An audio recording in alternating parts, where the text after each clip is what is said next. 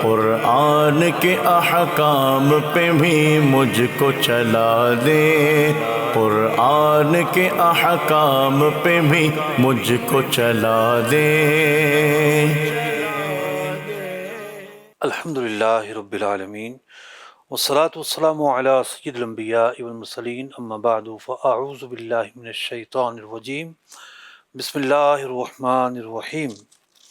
ناظرین کرام، آج کے پروگرام میں ہم ایک نہیں دو صورتوں سے ایک سے زیادہ جو آیات ہیں ان کی تفسیر سنیں گے اور ان کے حوالے سے جو ضروری احکام ہیں وہ بھی سنیں گے۔ تو سورہ محمد سب سے پہلے ہمارے پیش نظر ہے، اور یہ جو صورت مبارکہ ہے جیسا کہ نام مبارک سے ظاہر ہے کہ نبی مکرم صلی اللہ علیہ وسلم کا نام مبارک اس صورت کا نام ہے۔ ویسے تو قرآن پاک میں دیگر 3 صورتوں میں بھی حضور اکرم علیہ السلام کا نام مبارک ذکر کیا گیا ہے، لیکن صرف اس صورت کو یہ اعزاز حاصل ہوا یا یہ ایک امتیاز حاصل ہوا کہ اس کا نام نبی اکرم علیہ السلام کے نام سے موسوم ہوا۔ سورہ آل عمران میں ارشاد ہوتا ہے وما محمد الا رسول۔ سورہ احزاب میں ما کان محمد ابا احد من رجالکم ولکن رسول اللہ و خاتم النبیین۔ اسی طریقے سے سورہ فتح میں محمد الرسول اللہ۔ 2 اور صورتیں ہیں اس کے علاوہ جس میں اسم مبارک مذکور ہوا، لیکن بہت سارے واقعات ہیں۔ بنی اسرائیل کا واقعہ بہت ساری صورتوں میں ہے، لیکن ایک ہی صورت کا نام بنی اسرائیل ذکر کیا گیا۔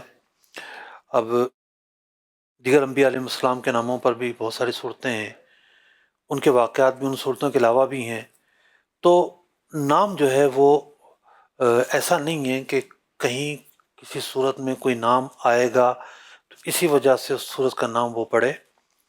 یہ نام جو ہے صورتوں کا یہ اللہ اور اس کے رسول کی طرف سے ہے، یہ کوئی قیاسی معاملہ نہیں ہے، توقیفی معاملہ ہے، اور جس طرح ہمیں بتایا گیا ہم وہی ماننے کے پابند ہیں۔ قرآن پاک کی 114 صورتیں ہیں، ایک صورت ایسی ہے جس کا نام اللہ کے صفاتی نام پر ہے۔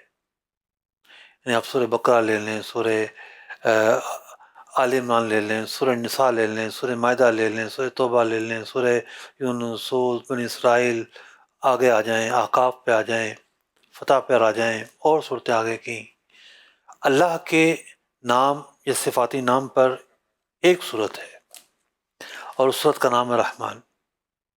اب ایسا تو نہیں ہے نا کہ اور کسی صورت میں اللہ کا نام نہیں ہے، اللہ کی صفات کا تذکرہ نہیں ہے۔ تو یہ بڑے باریک نکات ہیں سمجھنے کے۔ یعنی ہماری جو یہ محفل ہے، ہمارا جو یہ بزم ہے، یہ تو ایک عام بزم میں نہیں ہے بلکہ عام العام ہے۔ ایک ہوتا نا کہ کسی کلاس کے اندر وہ طلباء ہیں جو یہ فن پڑھتے ہیں تو ان کا ذوق، ان کا شوق اور ان کی سننے کی مہارت اعلیٰ ہوتی ہے، اور ٹی وی پر تو کوئی 5 منٹ کے لیے سنے گا، کوئی 2 منٹ کے لیے سنے گا، کوئی 1 منٹ کے لیے سنے گا۔ تو یہ بھی درجے ہیں۔ قرآن سمجھنے کے لیے طالب علم کی بھی خصوصیات ہونی چاہیے۔ تو جس طریقے سے فزکس اور کیمسٹری تو لوگ جو سمجھیے آپ آج کل تو پرائمری سے پڑھنا شروع کر دیتے ہیں، لیکن ایک فزکس اور کیمسٹری کا جاننے والا وہ ہوتا ہے کہ جو پی ایچ ڈی کر رہا ہوتا ہے، وہ بھی طالب علم ہوتا ہے، اس کی فہم اور اس پرائمری والے کی فہم ایک تو نہیں ہوتی نا۔ علم کا فرق، عمر کا فرق، تجربے کا فرق، تو یوں سیکھنے اور سکھانے کا بھی جو مرحلہ ہے، سکھانے کے لیے تو بہت ساری چیزیں ہوتی ہیں، لیکن یہ دیکھنا ہوتا ہے کہ سیکھنے والے میں کتنی لیاقت موجود ہے، بعض اوقات یہ سامنے رکھنا بھی ضروری ہوتا ہے۔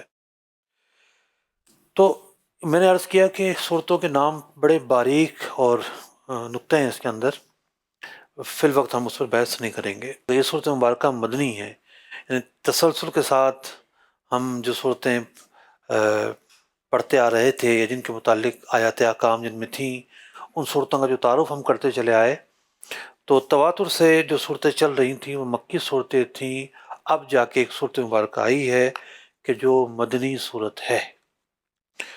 امام سیوطی اور دیگر علماء نے روایت کیا کہ حضرت ابن عباس رضی اللہ تعالیٰ عنہ فرماتے ہیں کہ سورہ محمد مدینہ منورہ میں نازل ہوئی،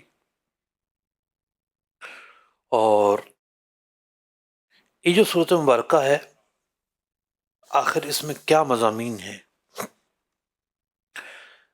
اس صورت کا دوسرا نام سورہ قتال بھی ہے۔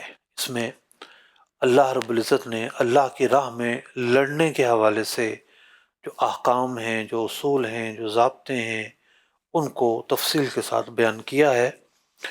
اور جہاں تک مضامین کا تعلق ہے سورۃ مبارکہ کی، تو زیادہ تر جو اس کے مضامین ہیں اس میں مسلمانوں کو اللہ کی راہ میں لڑنے پر ابھارا گیا ہے، اور اللہ کی راہ میں جو لڑنے کا ثواب ہے وہ بیان کیا گیا ہے۔ اس صورت کا جو افتتاح ہوتا ہے وہ کافروں کی مذمت پر ہوتا ہے، منافقین کی مذمت پر ہوتا ہے کہ جو اللہ کی طرف آنے سے روکتے ہیں۔ مسلمان جو اللہ کی راہ میں لڑتے ہیں تو ان کی مدد کی بشارت اس صورت مبارکہ میں بیان ہوئی۔ اس صورت مبارکہ میں اللہ کی راہ میں لڑنے والوں کو جنت کی بشارت دی گئی، اور مشرکین کو جہنم سے ڈرایا گیا ہے۔ منافقین کی صفات کو بیان کیا گیا ہے کہ ان کے اندر کیا کیا بد خصلتیں پائی جاتی ہیں۔ جنت اور اس کی نعمتوں کو، دوزخ اور اس کے عذاب کو تفصیل کے ساتھ بیان کیا گیا ہے، اور منافقوں کو دھمکایا گیا ہے کہ ان کے جو افعال ہیں ایسا نہیں ہے کہ اللہ اور اس کا رسول ان سے واقف نہیں ہے، بلکہ ان کو دھمکایا گیا ہے اور مسلمانوں کو ان سے خبردار کیا گیا ہے۔ تو یہ ایک خلاصہ تھا سورہ محمد کا، ایک بڑا ہی مختصر سا تعارف تھا۔ اور ایک آیت مبارکہ ایسی ہے کہ علماء تفسیر نے اس آیت مبارکہ کو آیات احکام میں اس کا شمار کیا۔ آئیے سب سے پہلے اس آیت مبارکہ کی تلاوت اور ترجمہ سنتے ہیں، پھر مختصراً اس کی تفسیر سنیں گے۔ جی۔ قرآن رہنما ہے، جنت کا راستہ ہے۔ فَإِذَا لَقِيتُمُ الَّذِينَ كَفَرُوا فَضَرْبَ الرِّقَابِ حَتَّى إِذَا أَثْخَنتُمُوهُمْ فَشُدُّوا الْوَثَاقَ فَإِمَّا مَنًّا بَعْدُ وَإِمَّا فِدَاءً حَتَّى تَضَعَ الْحَرْبُ أَوْزَارَهَا ذَلِكَ وَلَوْ يَشَاءُ اللَّهُ لَانتَصَرَ مِنْهُمْ وَلَكِنْ لِيَبْلُوَ بَعْضَكُمْ بِبَعْضٍ وَالَّذِينَ قُتِلُوا فِي سَبِيلِ اللَّهِ فَلَنْ يُضِلَّ أَعْمَالَهُمْ۔ ترجمہ کنز ایمان۔ تو جب کافروں سے تمہارا سامنا ہو تو گردنیں مارنا ہے، یہاں تک کہ جب انہیں خوب قتل کر لو تو مضبوط باندھو، پھر اس کے بعد چاہے احسان کر کے چھوڑ دو، چاہے فدیہ لے لو، یہاں تک کہ لڑائی اپنا بوجھ رکھ دے۔ بات یہ ہے، اور اللہ چاہتا تو آپ ہی ان سے بدلہ لیتا، مگر اس لیے کہ تم میں ایک کو دوسرے سے جانچے، اور جو اللہ کی راہ میں مارے گئے اللہ ہرگز ان کے عمل ضائع نہ فرمائے گا۔ ناظرین کرام، یہ جو آیت مبارکہ ہے اس کا جو پس منظر ہے وہ جنگ احد کا پس منظر ہے۔ ایک اسلامی ریاست کے اندر ڈیفرنٹ زاویے، ڈیفرنٹ اینگل ہوتے ہیں۔ کچھ وہ کام ہیں جس کا تعلق انفرادی حیثیت سے ہے، کچھ وہ کام ہیں جس کا تعلق اجتماعی حیثیت سے ہے، کچھ وہ کام ہیں کہ جو رعایا کے ذمہ پر ہیں، اور کچھ وہ کام ہیں کہ جو ریاست کے ذمہ پر ہیں، سلطنت کے ذمہ پر ہیں۔ تو سلطنت، اسلامی سلطنت، پہلی سلطنت ریاست مدینہ جب قائم ہوتی ہے پہلے ہی سال میں اسے ایک جنگ کا سامنا کرنا پڑتا ہے، یعنی جنگ بدر ہو جاتی ہے، پھر جنگ احد ہو جاتی ہے. تو مسلمانوں کو اب ایک نئے چیپٹر سے، ایک نئے موضوع سے مسلمان جو ہیں وہ نبرد آزما ہیں، یا مسلمان ایک نئے موضوع کا سامنا کر رہے ہیں. اس سے پہلے جو مکی زندگی تھی، چونکہ ریاست قائم نہیں ہوئی تھی، مسلمانوں نے اس میں جو زندگی گزاری، جیسا اللہ کا حکم تھا اس کے مطابق زندگی گزاری. لیکن جب مدینہ منورہ میں ہجرت کے بعد مسلمان آتے ہیں تو اب ایک جداگانہ زندگی ہے. ریاست کی ایک عزت ہوتی ہے، ریاست کا ایک وقار ہوتا ہے، ایک مان ہوتا ہے، اور یہ عام ریاست نہیں ہے، یہ اعلاء کلمت الحق کے مقصد کے لیے قائم ہونے والی ریاست ہے. اللہ تعالیٰ کے احکام کو نافذ کرنا اس کا مقصد ہے. اللہ تعالیٰ کے جو احکام ہیں، جہاں انفرادی تعلق سے ہیں، جہاں اجتماعی تعلق سے ہیں، وہیں اعلاء کلمت الحق کے تعلق سے ہیں. تو یہی وجہ ہے کہ یہ ریاست صرف مدینہ منورہ تک محدود نہیں رہی، پھیلی، وسعت پائی، اور اللہ تعالیٰ نے اپنے محبوب علیہ والسلام کو جو مبعوث فرمایا، اس کا ایک مقصد یہ بھی تھا کہ آپ اقامت دین کریں، دنیا کے اندر جو ہے اس دین کی اقامت کی جائے، اللہ کے جو احکام ہیں ان احکام پر مشتمل ایک معاشرے کی تشکیل ہو، اور جو بھی مسلمان ہوں گے وہ اپنے وطن کے اندر ان احکامات پر عمل کریں گے کہ جن کا اللہ اور اس کے رسول نے حکم دیا ہے. اب کفار سے یہ کیسے توقع کی جا سکتی ہے کہ وہ یہ چاہیں گے کہ مسلمان پرامن طریقے سے رہیں، مسلمان جس طرح رہنا چاہتے ہیں اس طرح رہیں، بلکہ رخنہ اندازی شروع ہی دن سے ان کا وتیرہ رہا.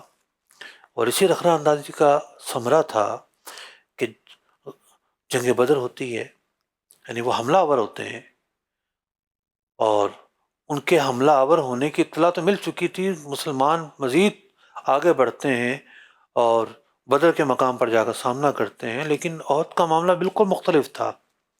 اب تو وہ بالکل سرحد پر آ کر، یعنی مدینہ منورہ کی سرحد پر آ کر مسلمانوں پر حملہ کرتے ہیں. ان کی یہ بے باکی تھی. تو اب جب اس قدر مسلمانوں کے جان کے در پر ہیں، مال کے در پر ہیں، عزت آبرو کے در پر ہیں، شہادتیں ہو رہی ہیں، تو یہ تو نہیں ہے کہ مسلمان خاموش بیٹھے رہیں گے.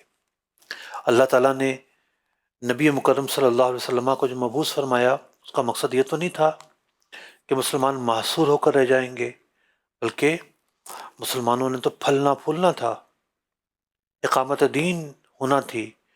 تو اس لیے قرآن پاک کی تعلیمات کا ایک حصہ وہ بھی ہے کہ جو دشمن کے تعلق سے ہے. دشمن کے ساتھ جب معرکہ گرم ہوگا، جب میدان جنگ کا معاملہ ہوگا، جو مسلمان کے مد مقابل قوتیں ہیں ان کے درمیان کیا چیزیں روا ہیں، کس چیز کی اجازت ہے مسلمان کو اور کس چیز کی اجازت نہیں ہے. جنگ کے اندر کوئی محبت تھوڑی کی جاتی ہے، پھولوں کے ہاتھ تھوڑی پھینکے جاتے ہیں. جنگ میں تو جان پر بنی ہوتی ہے. جنگ مقصد نہیں ہے، دفاع مقصد ہے، دفاع ضرورت ہے. اور جہاں مسلمانوں کو اقامت دین کرنی ہے وہاں اس ریاست کو پھیلانا بھی ایک مقصد ہے. اب یہ ساری تمہید بیان کرنے کا مقصد یہ ہے کہ ان آیتوں کا جو پس منظر ہے، جو بنیاد ہے، وہ ہمارے سامنے واضح ہونی چاہیے. تو فرمایا جا رہا ہے کہ جب تم حالت جنگ میں ہو، دشمن تمہارے سامنے کھڑے ہیں، فَإِذَا لَقِيتُمُ الَّذِينَ كَفَرُوا، تمہارے سامنے کھڑے ہیں، معرکہ جنگ جو ہے وہ سرگرم ہے، پھر تم دشمنوں کے سامنے سینہ تان کر کھڑے ہو، اور اگر تمہارے سامنے آ جاتے ہیں، ان کی جان جاتی ہے تو چلی جائے۔ فضرب الرقاب، بہادری کا مظاہرہ کرنا ہے، غالب آنا ہے۔ حتی اذا اسخنتموہم، لہذا جب تم غلبہ پاؤ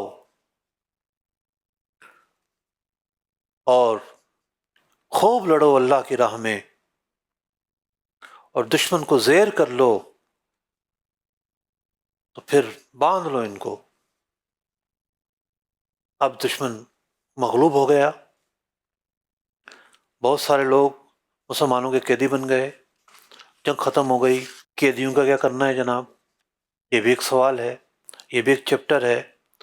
قرآن فرماتا ہے فَإِمَّا مَنًّا بَعْدُ وَإِمَّا فِدَاءً، اب ان کو یا تو احساناً چھوڑ دو، بعض اوقات مصلیحتیں ہوتی ہیں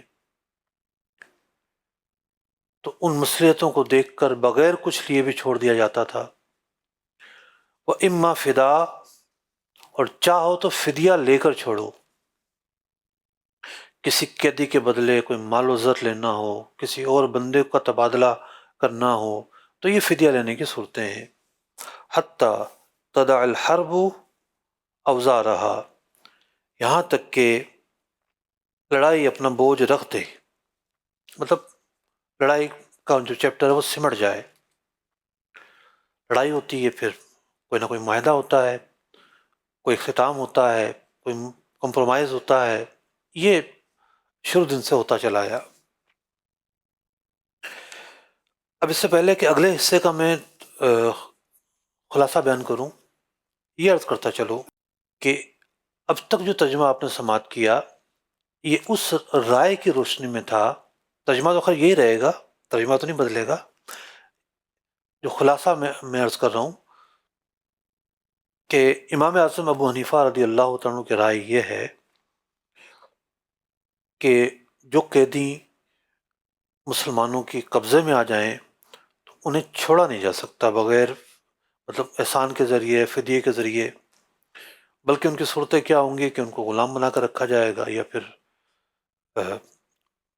اور کچھ چیزیں بیان ہوئیں۔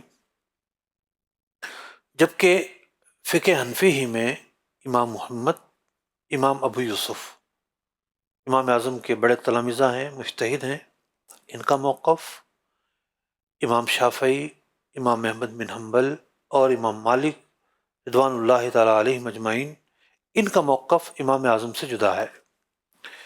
امام اعظم فرماتے ہیں کہ یہ سورہ توبہ کی جو ایک آیت مبارکہ ہے، اقتلوا المشرکین حیث وجدتموہم، یہ آیت اس سے منسوخ ہے، یعنی قیدیوں کو بغیر فدیے کے یا فدیہ لے کر جو رہا کرنے کا حکم ہے، یہ منسوخ ہے، یہ امام اعظم کا موقف ہے۔ جبکہ امام ابو یوسف، امام محمد، امام مالک، امام شافعی اور امام احمد بن حنبل کا موقف یہ ہے کہ نہیں، یہ حکم منسوخ نہیں ہے، بلکہ یہ حکم اپنی ظاہر پر ہی ہے، اور وہ جو سورہ توبہ کی جو آیت مبارکہ ہے اس کا جداگانہ پس منظر ہے، اور یہاں جو بات بیان کی گئی ہے وہ اپنے ظاہر کے مطابق ہے۔ تو یہ ایک فقہی بحث تھی کہ جو اس آیت مبارکہ کے ضمن میں وہ ہدایہ ہو، قدوری ہو، یعنی یہ جو درس نظامی کی بنیادی کتابیں ہیں اور ہدایہ تفصیلی کتاب ہے، اور باقی جو کتابیں ہیں اس کے اندر پھر اس مسئلے کو لے کر جو ائمہ کا اختلاف، پھر واقعات احادیث، اور پھر جنگ بدر کے قیدی وہ فدیے میں رہا کیے گئے، ان کے واقعات، ان کے اسباب، ان کی تفصیل، پورا ایک یہ فقہی باب ہے، قیدیوں کے ساتھ کیسا رویہ کرنا ہے، کیا کرنا ہے، کیا نہیں کرنا۔ تو میں شروع میں عرض کر چکا کہ چونکہ اس چیپٹر کا تعلق خالصتاً ریاست کے ساتھ ہے، اس کا تعلق قاضی کے ساتھ بھی نہیں ہے، جو امام ہوگا، جو حاکم اعلیٰ ہوگا ریاست کا، بہت ساری چیزیں اس کے ذمے ہیں، اور اس لیے اس کی جو باریکیاں ہیں ان باریکیوں میں نہیں جا رہے۔ اس آیت مبارکہ کا جو اگلا حصہ ہے اس کے خلاصے کی طرف جاتے ہیں۔ فرمایا گیا کہ جنگ کا ہونا، یہ مسلمانوں کو بھارنا، یہ مسلمانوں کو جنت کی بشارت دینا، یا مسلمانوں کو حوصلہ دینا، یا مسلمانوں کو تسکین دینا، اللہ کی طرف سے بندوں کے لیے یہ جو سارے انعامات ہیں، ان انعامات پر، ان اعمال پر جو اجر و ثواب ہے، یہ سارے چیپٹر، اس کا مطلب یہ نہیں ہے کہ اللہ تعالیٰ تمہارا محتاج ہے۔ اللہ تعالیٰ چاہتا تو تمہیں ویسے ہی فتح دے دیتا، یبلو بعضکم ببعض، لیکن اللہ تعالیٰ نے تو تمہاری آزمائش لی ہے، مگر اس لیے کہ تم میں سے ایک کو دوسرے سے جانچے۔ والذین قتلوا فی سبیل اللہ، اور جو اللہ کی راہ میں مارے گئے، فلن یضل اعمالہم، اللہ تعالیٰ ان کا عمل ہرگز ضائع نہ فرمائے گا۔ آیت مبارکہ تو اتنا تفصیلی مواد اور موضوع اور بحث رکھتی ہے کہ جیسا کہ ہمارا اسلوب ہے کہ ہم ایک ہی آیت مبارکہ کو لے کر گفتگو کرتے ہیں، لیکن موضوع کے اندر خاص جو ہے وہ اختصاص ہے، اس لیے ہم اس کی بہت زیادہ تفصیل کو بیان نہیں کر رہے، کیونکہ عامۃ الناس کا اس سے براہ راست کوئی تعلق نہیں ہے۔ ہم آگے بڑھتے ہیں، اور جب ہم آگے بڑھتے ہیں تو سورہ محمد میں اور ایسی آیت مبارکہ نہیں ہیں جو آیات احکام سے ہو۔ اگلی جو آیات ہیں وہ ہیں سورہ فتح کی آیات۔ اس کے بعد جو صورت ہے وہ سورہ فتح کی ہے، اور سورہ فتح جو ہے اس کا نام اس لیے سورہ فتح رکھا گیا کہ اس کے شروع میں فتح کی بشارت دی گئی ہے۔ انا فتحنا لک فتحا مبینا، کہ اے رسول علیہ الصلوۃ والسلام، بے شک ہم نے آپ کو واضح فتح عطا کر دی ہے۔ کیا مراد ہے فتح سے جناب؟ فتح مکہ مراد ہے یا کچھ اور مراد ہے؟ فتح مکہ ہی مراد نہیں ہے، یہاں پر جو جمہور مفسرین ہیں ان کی رائے کے مطابق یہاں صلح حدیبیہ کی صورت میں مسلمانوں کے لیے جو فتح کا راستہ کھلا، یہاں صلح حدیبیہ ہی مراد ہے۔ اور جب صلح حدیبیہ ہونے لگتی ہے، صلح حدیبیہ کیا تھی کہ نبی مکرم صلی اللہ علیہ وسلم کو بشارت ہوتی ہے کہ آپ صلی اللہ علیہ وسلم مسجد الحرام میں داخل ہو رہے ہیں۔ نبی کا جو خواب ہے وہ وہی ہوتا ہے۔ حضور علیہ السلام اعلان فرماتے ہیں کہ ہم مکہ مکرمہ جا رہے ہیں،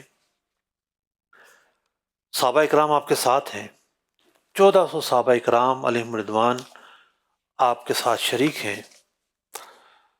مکہ مکرمہ سے کوئی تقریباً 25 کلومیٹر دور، 22 سے 25 کلومیٹر دور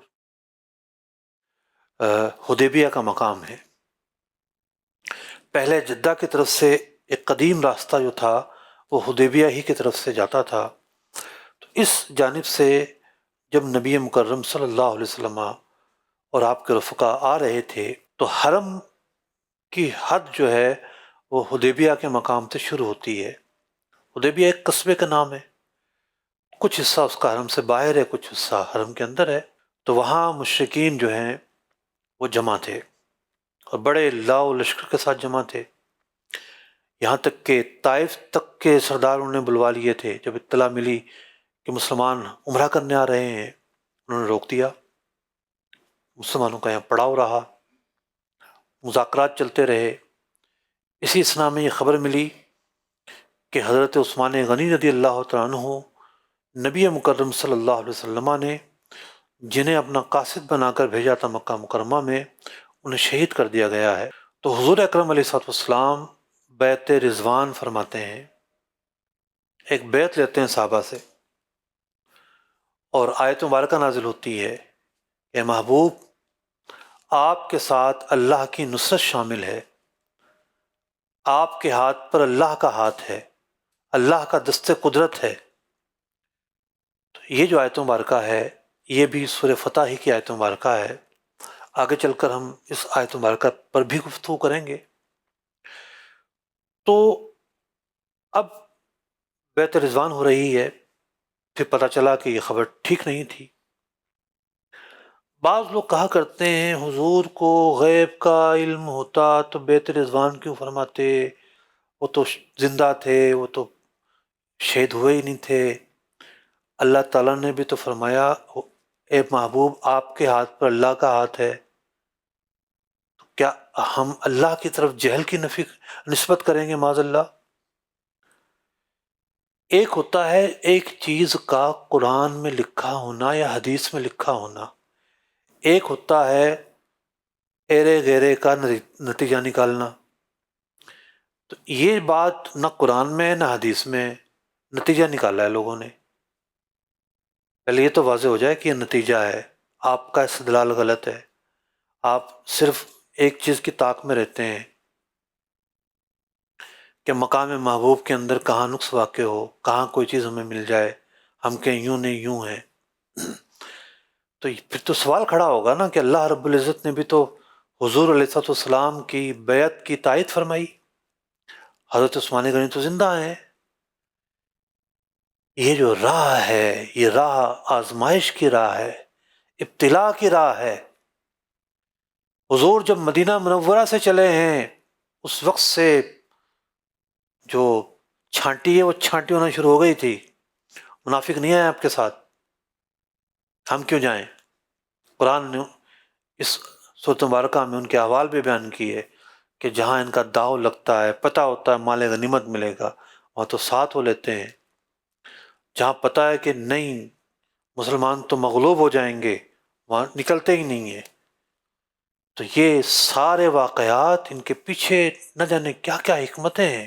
جب صحابہ نے حضور سے پوچھا کہ آپ کا تو یہ ارشاد تھا کہ ہم مکہ مکرمہ میں داخل ہوں گے، ہمیں بشارت مل چکی ہے، تو حضور نے فرمایا میں نے یہ تو نہیں کہا تھا کہ ہم اسی سال داخل ہوں گے۔ یہ بھی ایک ابتلا تھا، ایک تربیت تھی، اور ایک مطلب کون ہے جو حضور کا ساتھ دیتا ہے؟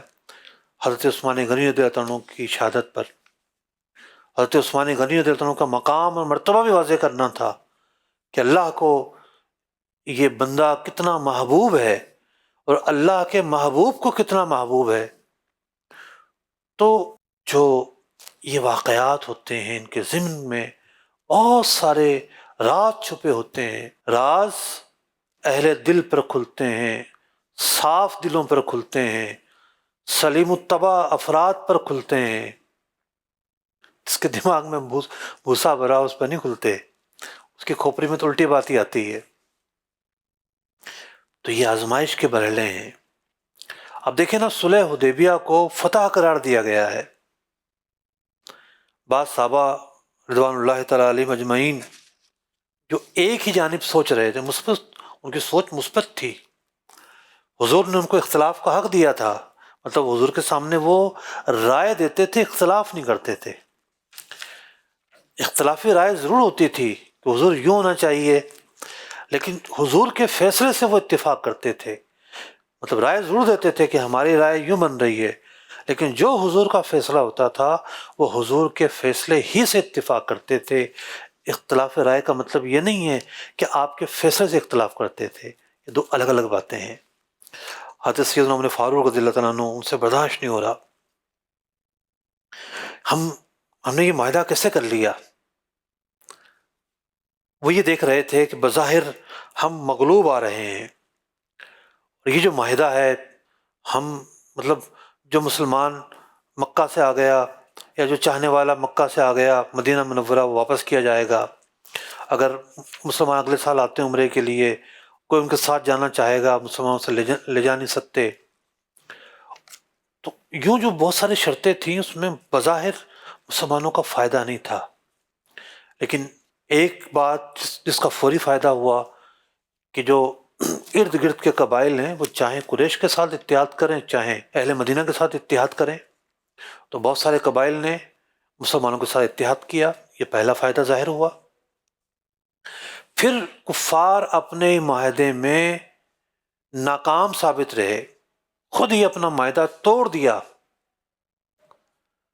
کہاں یہ 1400 افراد مکہ مکرمہ میں عمرہ کرنے کے لیے جا رہے تھے، اور کہاں 3 سال بعد 10,000 کا قافلہ شان و شوکت کے ساتھ مکہ مکرمہ میں داخل ہوتا ہے اور فتح مکہ ہوتی ہے۔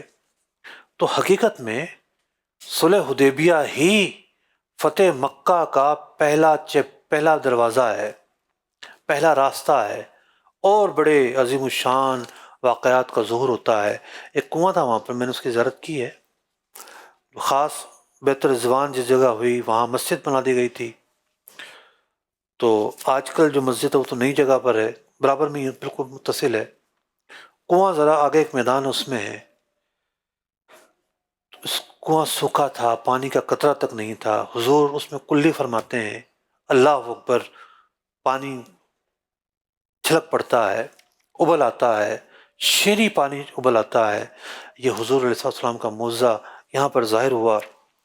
تو ناظرین کرام، سورت کا تعارف تھا اور بھی بڑا تھوڑا سا، ہم آیتوں کی تلاوت سن لیتے ہیں۔ ان آیتوں کی جو تفسیر ہے وہ اللہ نے چاہا تو اگلے سلسلے میں بیان کریں گے، اور آگے بھی کچھ آیات ہیں وہ جوڑتے ہوئے ان آیتوں کی تلاوت اور ترجمہ سن لیتے ہیں۔ جی۔ قرآن رہنما ہے، جنت کا راستہ ہے۔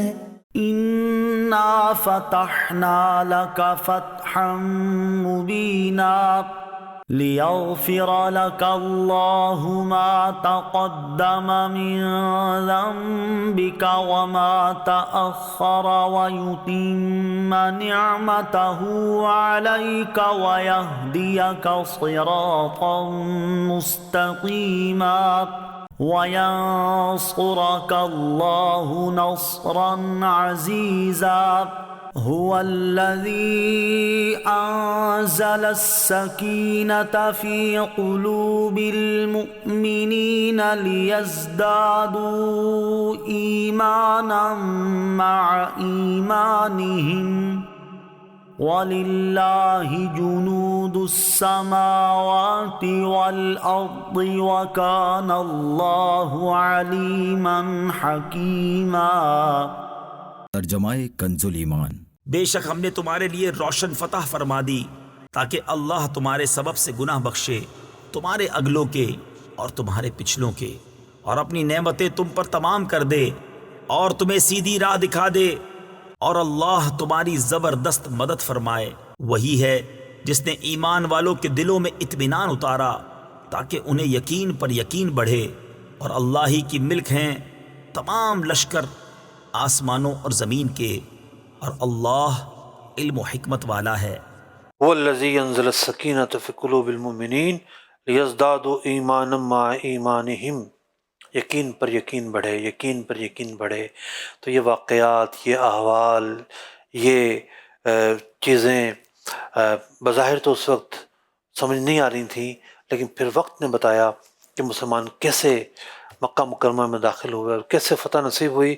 جو آیات تلاوت کی گئیں ان کی تفسیر اللہ نے چاہا تو اگلے پروگرام میں بیان ہوگی۔ آج ہم نے سورہ فتح کا ایک بہت ہی مختصر سا تعارف اور پس منظر جانا۔ اللہ رب العزت قرآن کو سمجھنا، سیکھنا اور اس پر عمل کرنا ہمیں نصیب فرمائے۔ آمین بجاہ النبی الامین صلی اللہ تعالی علیہ وسلم۔ قرآن کے احکام پہ بھی مجھ کو چلا دے، قرآن کے احکام پہ بھی مجھ کو چلا دے۔